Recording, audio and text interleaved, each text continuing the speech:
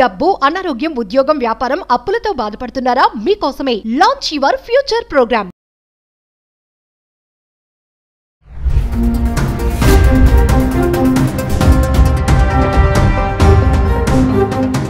నమస్తే, welcome back to Suman TV. ప్రస్తుతం మనతో పాటు ఉన్నారు అనలిస్ట్ రామకృష్ణ గారు. సార్తో మాట్లాడదాం.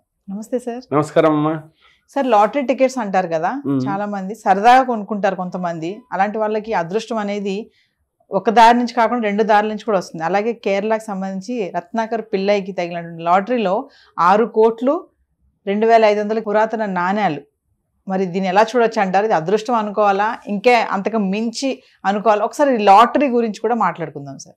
అంటుంటారు కదా, అదృష్టం దరిద్రం పట్టినట్టు పడితే ఇంకెవరు ఆపలేరని. బహుశా ఇలాంటి చాలా చాలా అరుదుగా జరిగే సంఘటనలో ఇది ఒకటి అవ్వచ్చు. ఎందుకంటే సాధారణంగా లాటరీ టికెట్లలో విన్నింగ్ పర్సంటేజ్ ప్రాబబిలిటీ 0.0001% లాగా ఉంటాయన్నమాట. అలాంటిది మనవాడు గెలవడమే కాదు, ఆ డబ్బుతో పొలం కొంటే ఆ పొలంలో మళ్ళీ పురాతన నాణ్యాలు దొరకడమే కాదు, దానివల్ల చాలా ఆయనకి పేరు ప్రఖ్యాతులు వచ్చాయి. అంటే ఈ మూడు వచ్చాయి అన్నమాట. డబ్బు వచ్చింది, ల్యాండ్ వచ్చింది, దాంతోపాటు పేరు ప్రఖ్యాతులు. చాలా గొప్ప అదృష్టవంతుడు. అయితే ఈ విషయాన్ని పురస్కరించుకుని ఒక 2-3 విషయాలు మనం స్పృశిద్దాం. సో దట్ ఏంటంటే ఈ వీడియో ద్వారా జనాలకు ఏం ఆలోచించాలి, ఏం తెలుసుకోవచ్చు అనేది తెలియడానికి. మొదటిది, 6 కోట్లు లాటరీ దొరికిందంటే 6 కోట్లు రావు. దానిలో దాదాపు 30-40% దాకా ట్యాక్సులకు వెళ్ళిపోతుంది. కాబట్టి ఆల్మోస్ట్ అన్నీ చేసి 3-3.5-4 కోట్లు వచ్చాయంటే గొప్ప. ఇది సాధారణంగా జరిగేది. కాబట్టి గెలిచే పర్సంటేజ్ ఎంత తక్కువగా ఉంటుందో గెలిచిన తర్వాత వచ్చే ట్యాక్స్ కూడా అంతే గట్టిగా ఉంటుంది. కాబట్టి ఎవరైనా సరదా కొనుక్కోవాలనుకుంటే కొనుక్కోండి.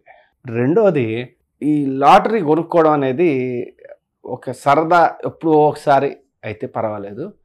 ఇది వ్యసనంగా మారి చాలా ఇబ్బందులు తెచ్చుకున్న వాళ్ళు చాలామంది ఉన్నారు.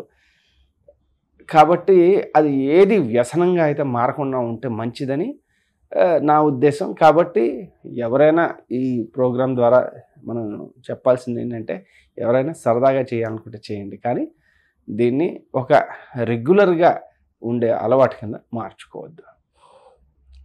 మూడోది, నాణ్యాలు ఏవైతే దొరికాయో, ఇలాంటి నాణ్యాలు ఎప్పుడైనా ఏదైనా పూర్వ సంపద ఏదైనా మీకు దొరికినప్పుడు అది గవర్నమెంట్ ఆఫ్ ఇండియాకి చెందుతుంది. కాబట్టి అతనికి ఏమీ రాదు. బహుశా ఒక దాన్ని ఏమంటారు, ఆయనకి ఏమైనా రివార్డు కింద ఏమైనా ఇవ్వచ్చు. ఎందుకంటే ఒక చాలా పూర్వకాలంలో ఉన్న ఒక వస్తు సంపదని ఆయన గుర్తించినందుకు కానీ లేదా శోధించినందుకు కానీ ఏదైనా రివార్డు ఏమైనా వస్తుందేమో, కానీ అది ఆయనకి మాత్రం చెందదు. ఎందుకంటే ఇది ఎంత గవర్నమెంట్ ఆఫ్ ఇండియా సంపద. ఆర్కియలాజికల్ డిపార్ట్మెంట్ కానీ ఇంకా రకరకాల డిపార్ట్మెంట్స్ ఉంటాయి, ఆ డిపార్ట్మెంట్కి ఇవి చెందుతాయి. కాబట్టి అంటే వెంటనే మనం అబ్బా అనుకున్నప్పుడు ఏంటంటే అబ్బా అనుకోండి, సంతోషమే. కాకపోతే ఇవి కూడా ఉంటాయి అని చెప్పడం అంతే. చాలా మంది కామెంట్స్ పెడుతున్నారు సార్, ఏంటంటే ఆ ల్యాండ్ అమ్మిన వ్యక్తి పరిస్థితి ఏంటి అనేది కొన్ని కామెంట్స్ వస్తున్నాయి. దాన్ని ఎలా చూడొచ్చు అంటారు? ఏమీ లేదండి, ల్యాండ్ అమ్మిన పరిస్థితి, కోల్పోయింది ఏమైనా ఉంది అంటే అది కేవలం ఆ పేరు ప్రఖ్యాతలు కోల్పోయాడు. జనాలందరి మధ్యలో కెమెరాల ముందు నించుని ఇలా మాట్లాడుతూ ఉండడం, ఇది కోల్పోయాడు తప్ప ఇంకేమీ కోల్పోలే. అదే కాబట్టి మరీ ఏడవడానికి దారులు వెతుక్కోవాలనుకుంటే చాలా ఎక్కువగా ఏడవచ్చు, కానీ అది అవసరం లేదు. మీరు అన్నారు సార్, చాలా మంది లాటరీ టికెట్ విషయంలో మీరు ఇందాక ఒక మాట అన్నారు, అప్పులు చేసి మరీ కొనుక్కుంటారు, ఒకదానికి రాకపోతే మళ్ళీ కొనడం, మళ్ళీ ఇలాంటి మనం కొన్ని మూవీస్ లో కూడా చాలా వరకు చూసాం. ఆ పిచ్చి కూడా ఉంటుంది, అడిక్ట్ అయిపోతారు లాటరీ కూడా, అదొక వ్యసనం అనుకోవచ్చు కూడా. అలాంటి వాళ్ళకి ఏమైనా చెప్తారా మీరు దీన్ని బట్టి?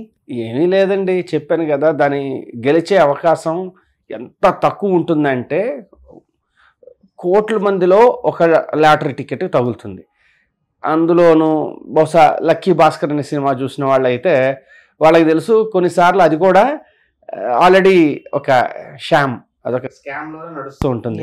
సో బ్లాక్ని వైట్ చేసే పద్ధతిలో చేస్తూ ఉంటారు, అది జరుగుతుంది, ఇది అందరికీ తెలిసిందే. కాబట్టి మీరేదో ఇది కొనేగానే మీకు వస్తుంది అనుకోవడం అది పిచ్చి ఆశ. అంతగా కావాలంటే ఒక పని చేయండి, కొంత డబ్బులు తీసుకెళ్ళి ఓ జ్యోతిష్యుడు, మంచి పేరున్న జ్యోతిష్యుడి దగ్గర పెట్టి ఆయనకి మీకు లాటరీ తగిలే యోగం ఉందో లేదో ముందు కనుక్కోండి. అది కనీసం బెటర్. ఇప్పుడు మీకు లాటరీ తగిలే యోగం ఉందన్నారు అనుకోండి, అట్లీస్ట్ అప్పుడు లాటరీలో కొన్న అర్థం పర్థం ఉంది, అంతే తప్పించి ఒక ఆశ, పిచ్చి ఆశతో ఇది పరిగెట్టడం ఏంటంటే ఎండమావిలో నీరు కోసం వెళ్ళినట్టుగా ఉంటుంది. లాటరీ టికెట్ వెనకాల ఈ బ్లాక్ మనీ కూడా ఉంది అంటే ఉంది, అది ఎవరికి తెలియంది కాదు, అది ఒక చాలా పెద్ద మాఫియాలా నడుస్తూ ఉంటుంది. ఓకే, మీ కొన్ని స్టేట్స్ మాత్రమే ఇవి లీగలైజ్ చేసాయి, అన్ని స్టేట్స్లోనూ ఇది లీగలైజ్ కాదు. కాబట్టి ఆ స్టేట్స్లో వాళ్ళు చేసే ఇది నడిపించే వాళ్ళు ఎవరైతే ఉంటారో అందరూ ఇలా ఉంటారని కాదు, కానీ ఇలాంటి కేసులు చాలా బాగా పైకి వచ్చాయి కాబట్టి దాన్ని బట్టి చెప్తున్నాను. సో ఓవరాల్గా చూసుకుంటే అదృష్టమే అనుకోవాలి ఎంతో కొంత, అంటే ట్యాక్స్ కట్టినా కూడా రత్నాకర్ పిళ్ళైకి వచ్చిన అదృష్టం మామూలు అదృష్టం కాదు. అన్ని వైపుల నుంచి బెంగళూరులో రోడ్డు మీదకి వచ్చిన వరద నీరులాగా అన్ని వైపుల నుంచి వచ్చి ముంచెత్తేసింది. కానీ ఇలాంటి సంఘటనలు జరగడం చాలా చాలా చాలా అరుదు, జరిగే అవకాశం అనేది ఎక్కడా లేదు. అయితే అందుకనే చెప్తున్నాను, దీన్ని స్ఫూర్తిగా తీసుకోవాల్సిన అవసరం లేదు అనేది నా ఉద్దేశం. ఇది స్ఫూర్తిగా తీసుకోవద్దు, ఇది విని ఆహా అవునా బాగుంది అనేసి ఆనందపడి వదిలేసేయండి, అంతే. అంతకుమించి మనకు కూడా లాటరీ తగులుతుంది అని అంతవరకు వెళ్ళకూడదు అసలు. అందుకనే చెప్తున్నాను, అక్కడ జరిగింది కదా అని మనకు జరుగుతుందని అనుకోవడం శుద్ధాబద్ధం.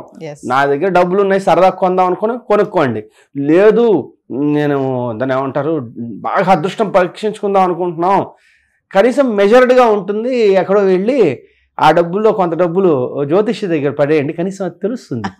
మీకు అది లేదనుకోండి అనవసరంగా ఎందుకు. బట్ ఏదేమైనా సరే అదృష్టం అనేది ఎప్పుడు ఎవరికి ఎలా వస్తుంది అనేది చెప్పలేము. Absolutely not. Thank you sir. ఓకేనమ్మా.